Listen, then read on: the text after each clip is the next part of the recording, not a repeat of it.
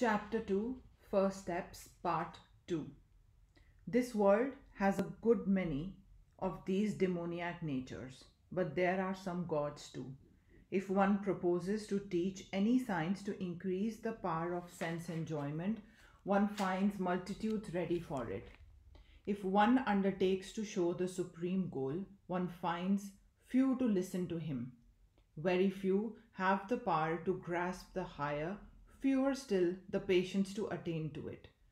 But there are also a few who know that even if the body can be made to live for 1,000 years, the result in the end will be the same. When the forces that hold it together go away, the body must fall. No man was ever born who could stop his body one moment from changing. Bodies is the name of the series of changes. As in a river, the masses of water are changing before you every moment, and new masses are coming, yet taking similar form, so is it with the body. Yet the body must be kept strong and healthy. It is the best instrument we have. This human body is the greatest body in the universe, and a human being is the greatest being. Man is higher than all animals, and all angels, none is greater than man. Even the gods, devas, will have to come down again and attain to salvation through a human body. Man alone attains to perfection, not even the devas. According to the Jews and Mohammedans, God created man after creating the angels and everything else. And after creating man, he asked the angels to come and salute him, and all did so except Iblis. So God cursed him and he became Satan. Behind this allegory is the great truth that this human birth is the greatest birth we can have. The lower creation, the animal, is dull and manufactured mostly out of tamas. Animals cannot have any high thoughts, nor can the angels or devas attain to direct freedom without human birth. In human society, in the same way, too much wealth or too much poverty is a great impediment to the higher development of the soul. It is from the middle classes that the great ones of the world came. Here, the forces are very equally adjusted and balanced. Returning to our subject, we come next to pranayam, controlling the breathing. What has that to do with concentrating the powers of the mind?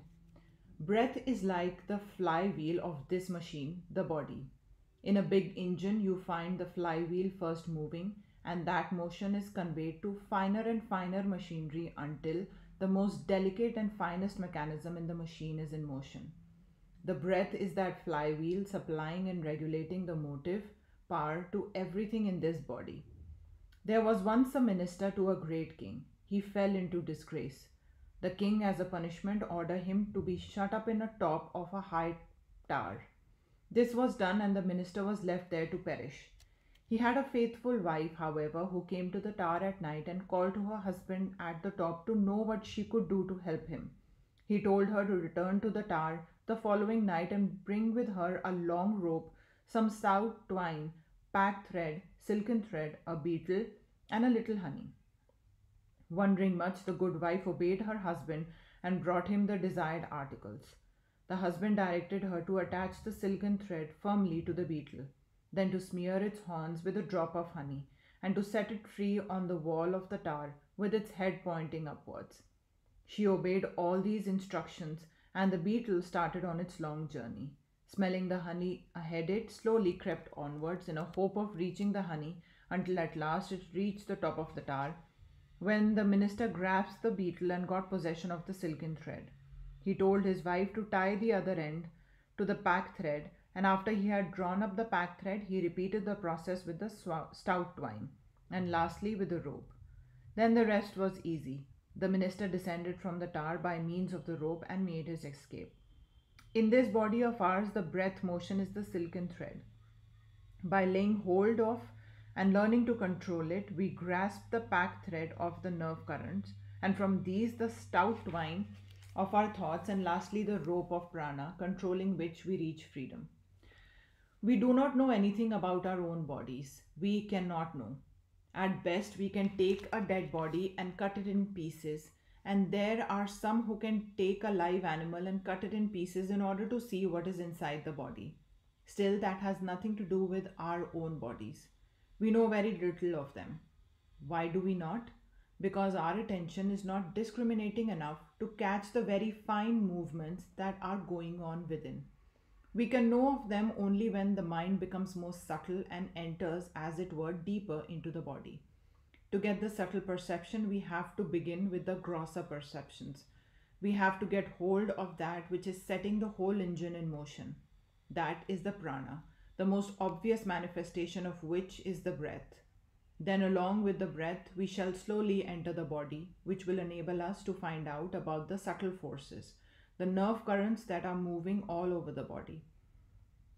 As soon as we receive and learn to feel them, we shall begin to get control over them and over the body. The mind is also set in motion by these different nerve currents. So at last we shall reach the state of perfect control over the body and the mind, making both our servants. Knowledge is power. We have to get this power. So we must begin at the beginning with pranayam, restraining with prana. This pranayam is a long subject and will take several lessons to illustrate it thoroughly. We shall take it part by part. We shall gradually see the reasons for each exercise and what forces in the body are set in motion.